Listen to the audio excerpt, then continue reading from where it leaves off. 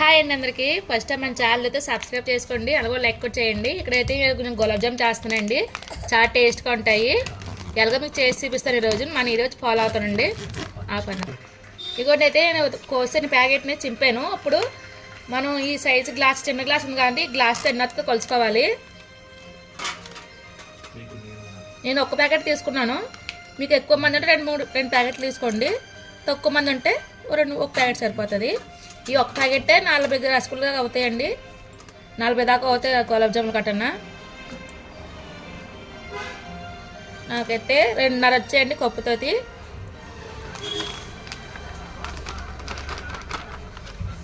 ఇదిగోండి మొత్తం 2.5 వచ్చింది కప్పుతోటి. అలాగే ఈ కప్పుతోని మనం ఒక గ్లాసు పాలు తీసుకుందాము. వేడేసిన పాలు ఇవి గోరువెచ్చ చేసుకొని కలుపుకుంటే మెత్తగా వస్తుంది. ఒక గ్లాస్ పాలు తీసుకోండి, మనకి ఎంత కావాలో అంత సరిపోయి కలుపుకోండి. అలాగే మెత్తగా పాలు సరిపడా కలుపుకోవాలి. సేమ్ మన చపాతి పిండి కలుపుకుంటే కలుపుకోవాలి.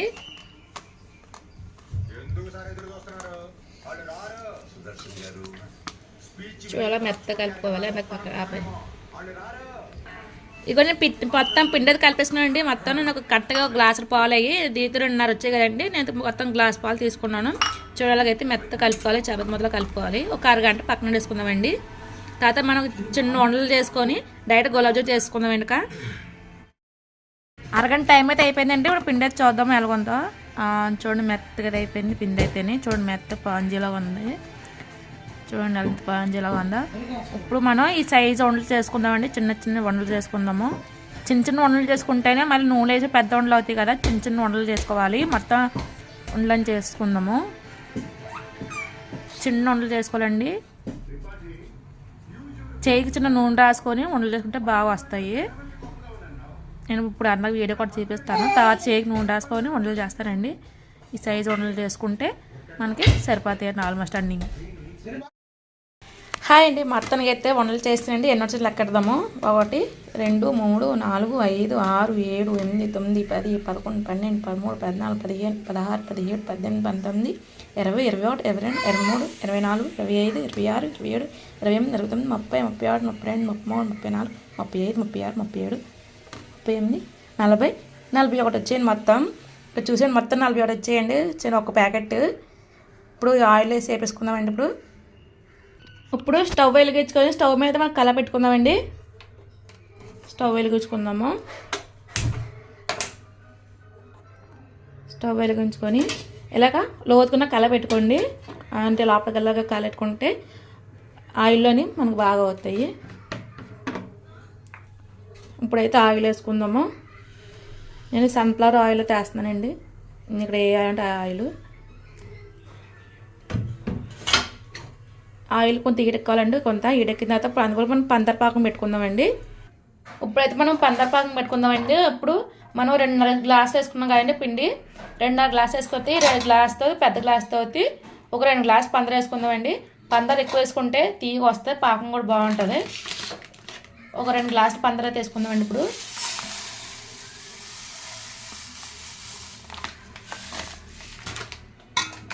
ఒకటి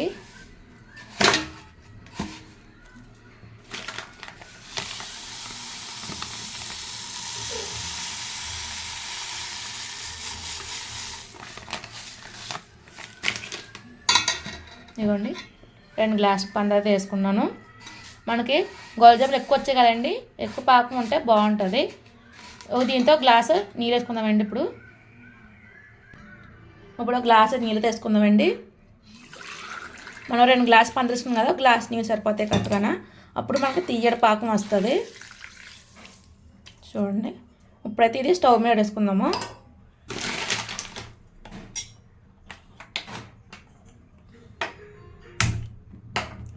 స్టవ్ మీద వేసుకొని అలాగా చిన్న మీడియం సైజులోని అలా పాకం పెట్టుకుందామండి. ఇక్కడైతే ఆయిల్ మరుగుతుంది. హాయ్ అండి, ఇక్కడైతే ఆయిల్ అయితే మరిగిపోయిందండి. ఇప్పుడు ఆయిల్లో మనం ఒకటి గులాబ్ జామ్ వేసుకుందాము. చూడండి ఆయిల్ మరిగితే మనకు అలా పొంగుతాయి గులాబ్ జాము. ఒకటి వేసుకుందామండి.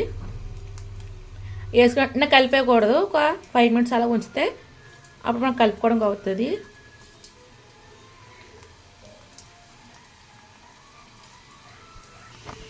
చూడండి కొన్ని అయితే వేసి నేను ఇప్పుడు ఒక్కొక్క కొంచెం అలా కలుపుకుందాము, అలా తిప్పుకుందాము. ఇలాగే తిప్పాలి, ఇలా రౌండ్ తిప్పితే మన లోపల బాగా ఎగుతాయి. అలాగే రౌండ్గా తిప్పుకోవాలి. ఎప్పుడైనా సరే ఏమన్నా సరే రౌండ్గా తిప్పుకుంటే మనకు బాగా లోపల కూడా బాగా ఉడుకుతాయి. అప్పుడు టేస్ట్ కూడా బాగా వస్తాయి.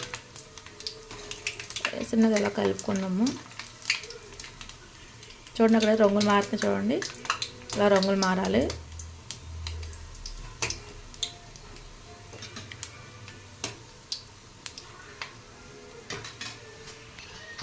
మొత్తానికి అయితే గులాబ్ జామ్ అయిపోయినాయండి. చూడండి ఇలాగ ఎగినాయి, ఇలాగ ఏగాలి. ఇలాగ ఎగితేనే లోపల ఉడికినట్టు తెలుస్తుంది మనకి. ఇప్పుడు ఇవన్నీ తీసుకుందాము.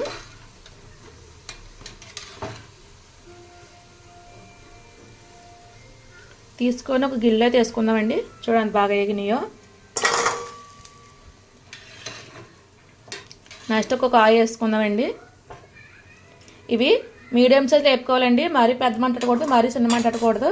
ఒక మీడియం సైజు ఉంటే బాగా ఎగుతాయి. ఒక 10 వేసుకుని చాలు, అంటే ఎక్కువ వేయకూడదు ఇంట్లోని. మరి ఎక్కువ వేసే పేవ కదండి. ఒక 10 వేసుకుంటే కరెక్ట్గా ఎగుతాయి.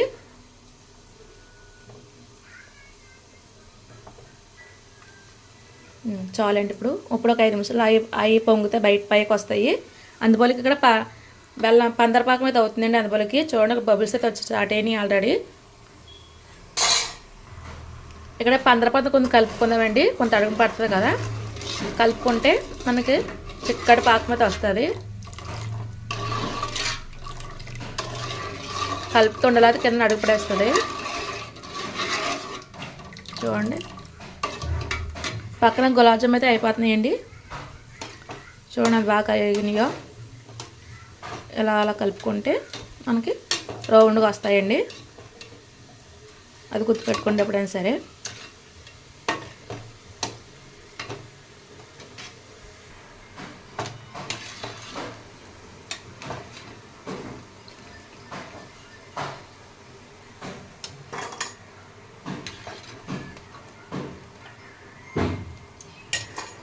నెక్స్ట్ ఒక ఆయిల్స్ వేసుకుందామండి గులాబ్ జామున్. నాకు మొత్తం 4 ఆయిల్ వచ్చేయండి.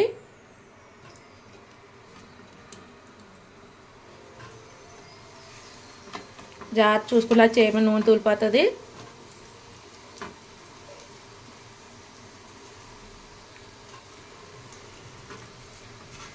ఇప్పుడు అన్నీ ఒకసారి వేసుకోండి, లాస్ట్ కదా అన్నీ ఒకసారి వేసుకోండి, సేట్ అవ్వదు.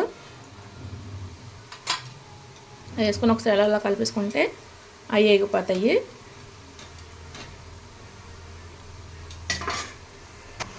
ఇక్కడ పంతరపాకం అవుతుంది కదండి. ఈ పంతరపాకంలో ఇప్పుడు చూసుకొని మీకు ఒకవేళ పంచదార సాలకపోతే కొంచెం వేసుకోండి. నాకైతే కరెక్ట్గా సరిపోయింది. చూడండి పంతరపాకం అయితే అవుతుంది. ఒక 5 నిమిషాలు ఉంటే మరిగిపోద్దండి పంతరపాకం అయితే. ఇందులో కొంచెం యాలకులు దంచుకుని వేసుకుందామండి. ఇక్కడైతే పంతరపాకం బాగా మరుగుతుంది కదండి. ఇప్పుడు ఇందులోనే మనం యాలకులు దంచుకుని వేసుకుందాము. నేను ఇక్కడ 3 మీడియం సైజు యాలకులు తీసుకున్నాడు, చిన్నవి. దంచుకొని ఎలాగ వేసుకుందాము.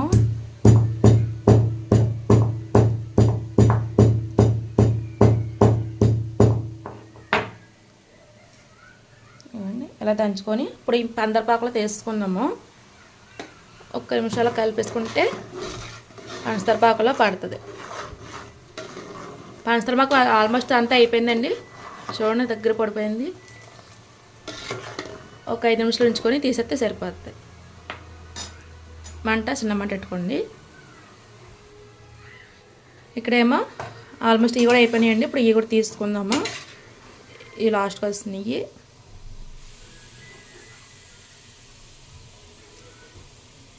ఇప్పుడు ఇట్లా తీసుకుందాము. ఇవి అయితే వండలేదు, బాగా వచ్చినాయి, బయలుకు రౌండ్గా వచ్చినాయి.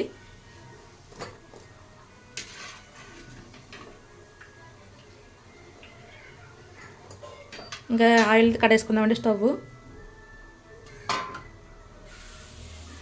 ఇంకా ఇక్కడ ఆల్మోస్ట్ గులాబ్ జామ్ కూడా పంచదార పాకం కూడా అయిపోయిందండి. చూడండి ఇక్కడ పంచదార పాకం అయితే అయిపోయింది.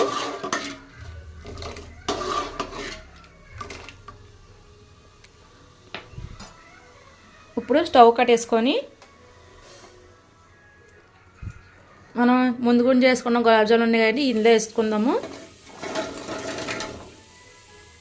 చూడండి అందులో అయితే వేస్తాను. వేసిన తర్వాత ఒక్కసారి ఇలా టిప్ చేస్తే అందులో బాగా మొలుగుతాయి. పంచదార పాకం బాగా పట్టాలి కదండి. ఇది బాగా చల్లరిన తర్వాత ఫ్రిడ్జ్లోనే ఒక 6 గంట 2 గంటలు ఫ్రిడ్జ్లో ఉంచుకొని రేపు పొద్దున్న తింటే చాలా బాగుంటాయండి. వీడియోగా నచ్చితే ఒక లైక్ చేయండి, షేర్ చేయండి ఫ్రెండ్స్. అలా మన ఛానల్ని సబ్స్క్రైబ్ చేసుకోండి. బాయ్ అండి అందరికీ.